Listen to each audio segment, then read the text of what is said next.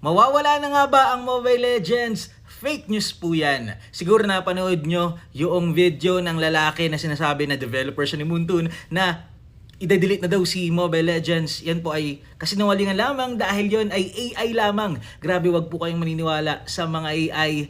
Bagamat grabe, mukhang makatotohanan, pero AI lang yon. Fake news yon.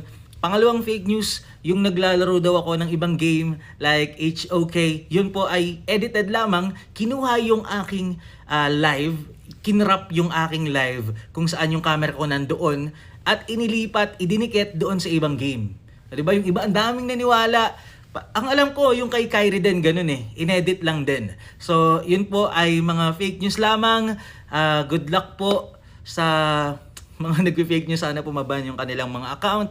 At ang legit talaga ay yung aming KOL Summer Brawl. Meron kaming tournament.